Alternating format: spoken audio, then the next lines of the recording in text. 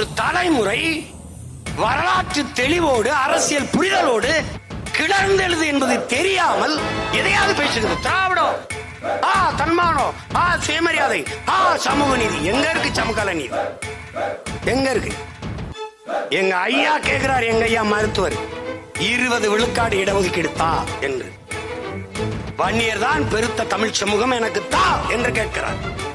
அவரே சொல்லுகிறார், குடிவாரி கணக்கெடுத்து சாதி வாரி கணக்கெடுத்து கொடுங்க கேட்கிறார். அடுத்தது, நீங்க எதுக்கு 10.5 கொடுத்தீங்க? யாரை கேட்டு கொடுத்தீங்க?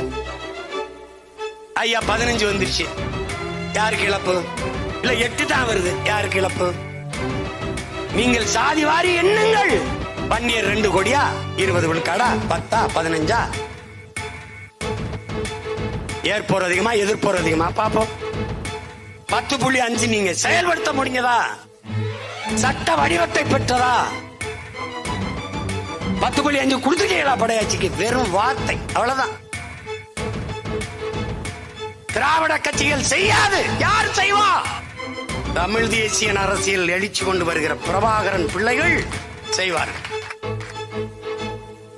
திமுக செய்யாது. என்ன சொல்லும்? என்ன சொல்லும்? அது மத்திய அரசு எடுக்கணும். அப்ப கர்நாடகால 10 நாள் பள்ளிக்கூடத்துக்கு விடுமுறை விட்டு சீதாராமன் எடுக்கிறாரு, அது என்ன அரசு?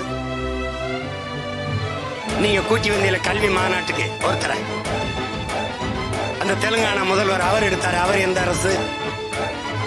பீகார் முதலமைச்சர் நிதிஷ்குமார் எடுத்தார், அவர் எந்த அரசு? ஏன்னா நீங்கள் எடுக்க மாட்டீர்கள். எடுத்தால் இங்கே பெரும் பதவிகளை அனுபவித்துக் கொண்டிருக்க குடிகளின் எண்ணிக்கை எவ்வளவு என்று தெரிந்துவிடும். தமிழ் மக்களை எத்தனை ஆண்டுகள் ஏமாற்றி இருந்தோம் என்பது தெரிந்துவிடும்.